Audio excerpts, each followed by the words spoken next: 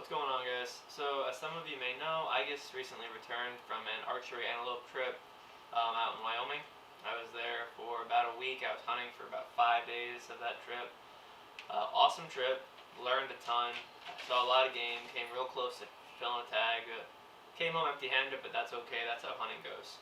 Anyway, that trip was my first ever Western hunting experience, and I learned a ton. I learned a lot.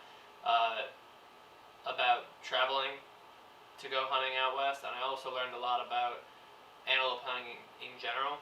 So I am by no means an expert, but I wanted to make a quick video today talking about some of the major basic points that I found out and learned myself regarding traveling to hunt and then antelope hunting as well.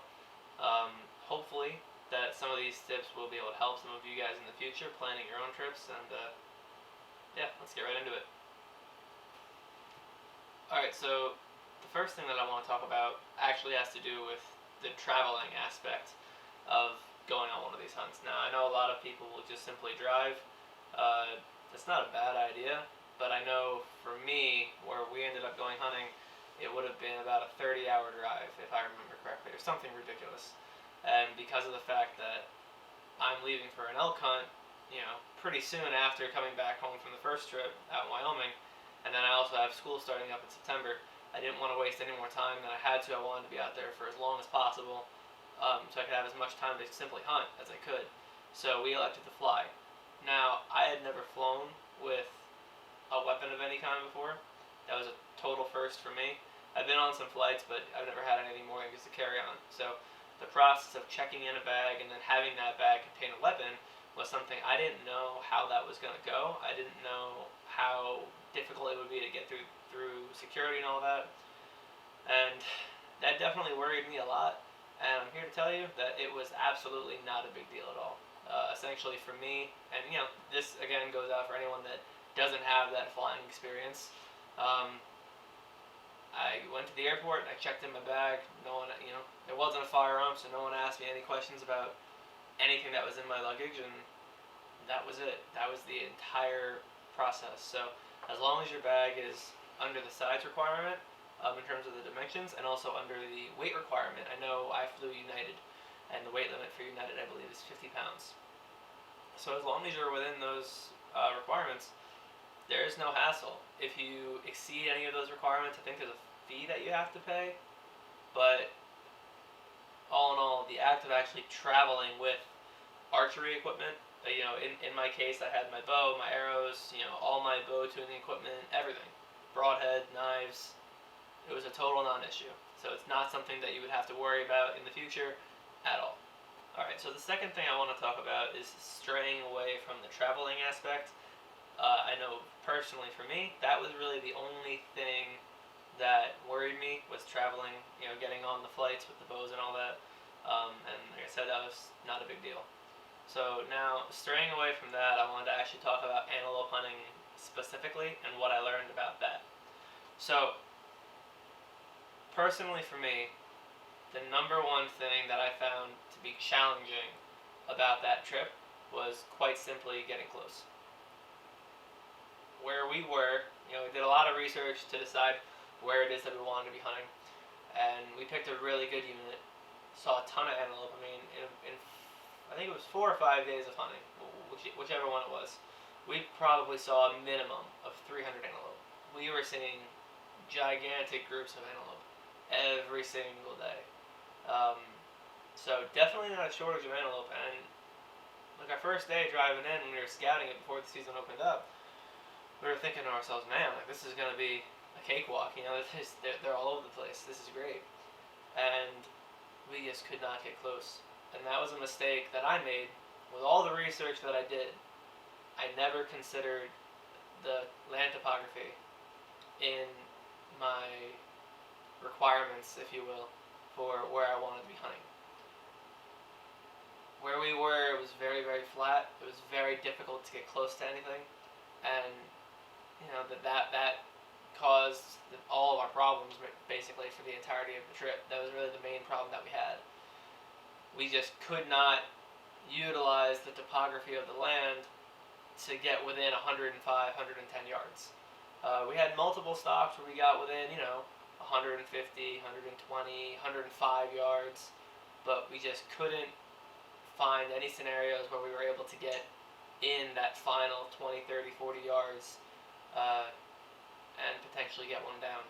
That was our biggest mistake, I think. So I know for me, one thing that I'm definitely going to be looking at next year is going on Onyx Maps or going on whatever service that you use and checking out, how the land is, how it looks, how many steep angles are there, how many hills and rises and cuts and valleys, all those different things that if you are spot and stalking antelope, you can utilize to your advantage to get close to them. That was our biggest mistake that we didn't kind of take account for, and it's definitely something that we will take account for in the future. So, when you're planning on what unit you want to hunt in the future, if you're going out to Wyoming, let's say, to hunt antelope, there's a whole bunch of things that you want to look for, but I'm not talking about that. I want to talk about the one thing that eluded my mind, and I'm sure it will elude the mind of many others. You have to look at how much, the type of topography that is there, and from that point, if you believe that you will adequately be able to stalk in on any game while you are out there. Another thing that I wanted to talk about regarding the antelope that we were hunting is something that just amazed me. So, I'm on the East Coast, I'm from New Jersey.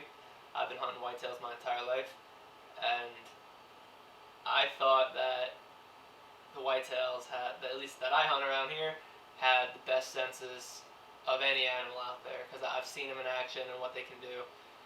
Their sense of smell, their eyesight, what they hear, it's all ridiculous. And, as I'm sure every other whitetail hunter out there has experienced, it's very easy to get busted by a big mature buck, and it's just really hard to get past them.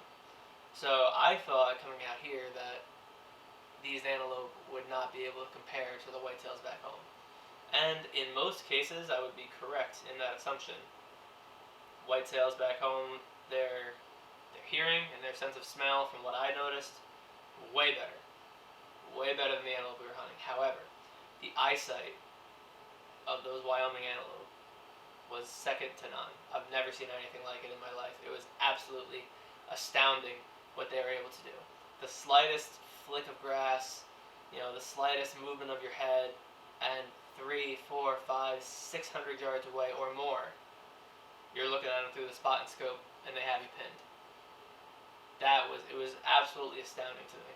The best example I can give of that is we were on a road that was pretty high up, and we had been parked there for a while, so it wasn't like we were driving the truck back and forth. We were just sitting there. We were sitting next to a windmill, and we just had our binoculars up, and we were just glassing down some bottoms, trying to see if we could, find some antelope to try and stalk in on. And we saw a lone doe, just rising up, over this hill. And this lone doe, out of the corner of her eye, I guess saw our silhouettes, or she saw one of us move. I'm not sure what caught her attention.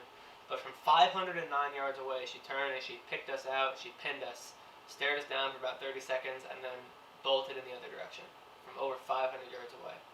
That was totally astounding to me, and I feel like there are going to be some people that are used to hunting antelope watching this video, and they're going to be like, yeah, it's pretty normal, but for an East Coast guy, or for a guy who hasn't done it before, I was totally shocked by that, and it blew me away at how amazing their eyesight was. So, if you are coming out anywhere out in the West to go hunt antelope, especially with a bow where you have to come in close, definitely take that into consideration, that their eyesight, however good you think it is much better. Next, a question that I actually got asked by a friend of mine when I returned, who had never gone out west hunting before, was what was it that I had in the field with me?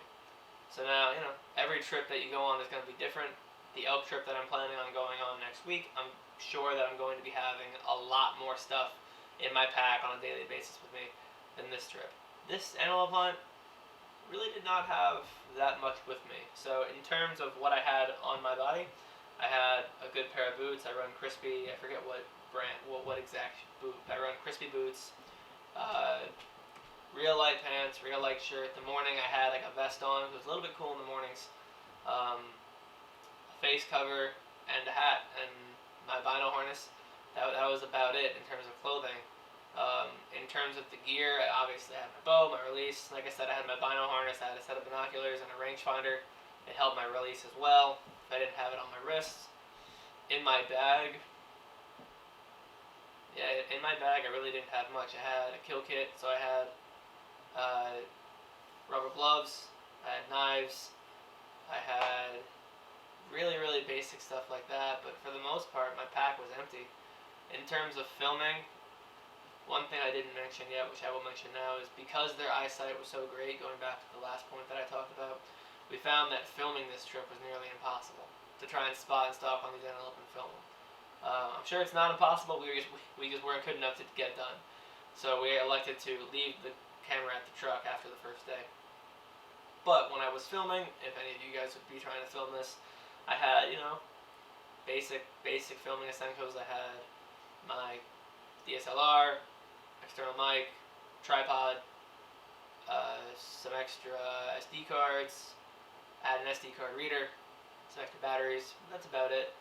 So, camera gear aside, in my bag, like I said, was I had my binoculars, my rangefinder, all that, and that was about it. A lot of the hunting that we were doing was from the truck, so we would essentially drive around until we got to a new area, get out the truck, and maybe hike in however far we had to get out of eyesight of the truck, and then from there we'd start glassing. So we were never more than 10 to 15 minutes away from the truck, so we didn't have to bring too much stuff with us. That's one of the nice things about antelope hunting is, you don't have to go crazy far back. You absolutely can, but the type of hunting that we were doing, at least where we were, we never found ourselves crazy far away from any road or from our truck. So we were able to keep ourselves pretty light and pretty maneuverable throughout the field, which was definitely a bonus. So yeah, in terms of what I had with me when I was out in the field, not much, just basic necessities in case we did end up getting lucky and killed one and had to deal with that. Had our licenses, for example, and all that as well. And then if you're filming, basic camera gear, but that was about it. So the last thing I want to talk about is essentially what I would change if I were to go back and do the exact same trip over again. So I do plan on going back out antelope hunting again in the future. Probably won't be going to the same zone, but I definitely will be going out sometime in the next couple of years, I'd say. And there's a couple things that I would change. First thing that came to mind that I would change is I would bring a different bow setup than I'm using for whitetail or for elk. So my current setup is throwing 520 grain arrows around 270 feet a second. The thing hits like a hammer and it's ridiculously accurate. It's not necessarily slow, but I do believe that when you're hunting antelope, they're a smaller animal, smaller target, and there's a good chance that any shots that you will take will be a bit longer. Longer shots, pushing that 60, 70, 80 yard mark even. So if you can have a flatter trajectory, those longer shots, I believe that would be pretty beneficial. So I know for me, after going out there one time, if I ever go back out again, I will definitely be bringing a flatter, faster shooting rig with my bow, like an arrow setup with my bow. Another thing that I would absolutely change, if and when I go back out to Wyoming to hunt antelope, would be how I spent my time out there. So when we were out there, we spent a lot of time hunting from the truck, which wasn't necessarily a bad thing, but we